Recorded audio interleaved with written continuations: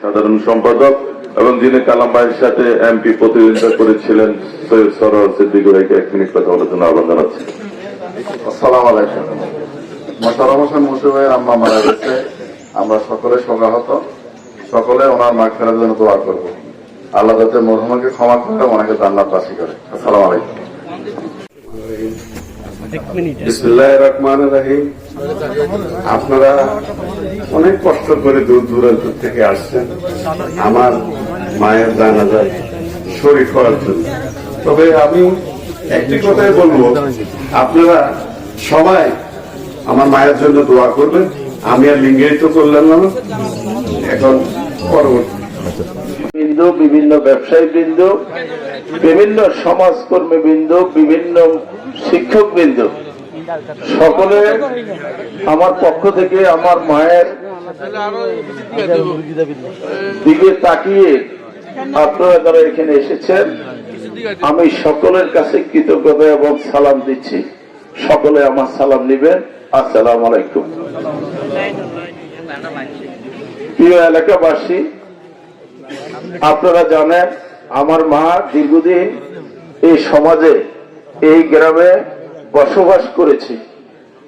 এই পাড়ার প্রতিবেশী অনেকের সাথে চলা ফিরায়, আচার আচরণে, লেনে দেনে কোথায় যদি কারো যদি মনে কষ্ট দিয়ে থাকে, আমি ওনার ছেলে হিসাবে আপনারা সবাই আমার আম্মাকে আপনারা মাফ করে দিবেন।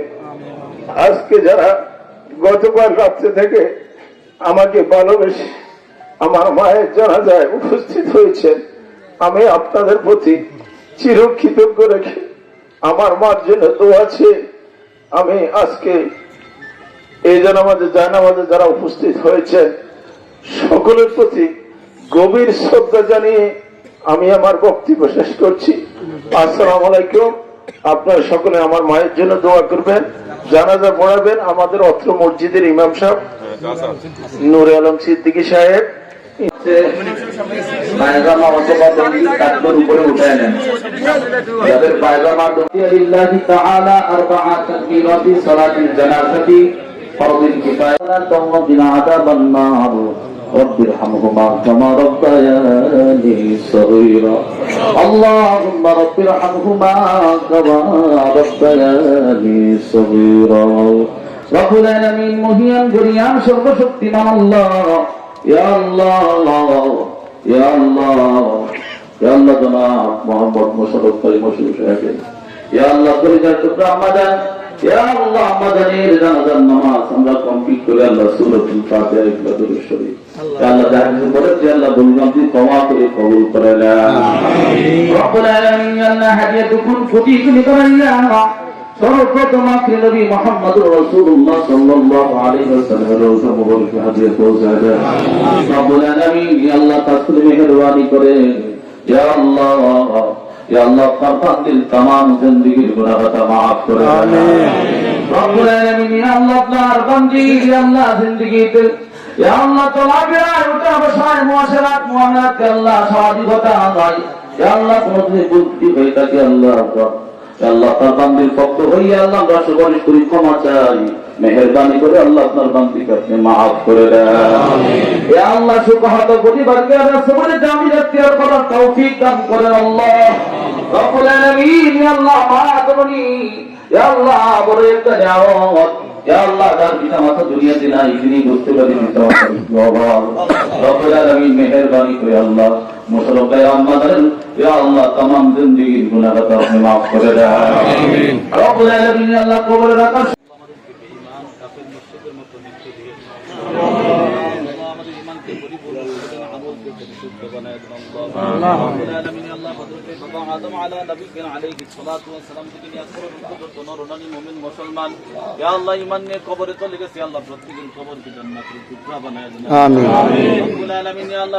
পরিবারকে সবুরের দামিন ইখতিয়ার করার তৌফিক দান করেন আল্লাহ।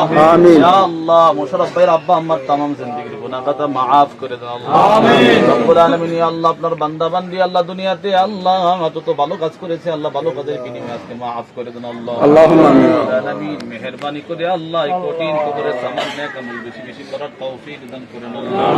ইয়া আল্লাহ, খাস করে মেহেরবানি করে আল্লাহ আমাদের সবাইকে আমলে সালেহ করার তৌফিক দান করুন আল্লাহ। আমিন। যারা অসুস্থ আছে শিফা করে দেন আল্লাহ। ইয়া আল্লাহ, নামাজি বানায় দেন, পরহেজগার বানায় দেন, মুত্তাকিন বানায় দেন, আবেদা সালেহা মুমিনা মুখলিসা হিসেবে কবুল করেন আল্লাহ।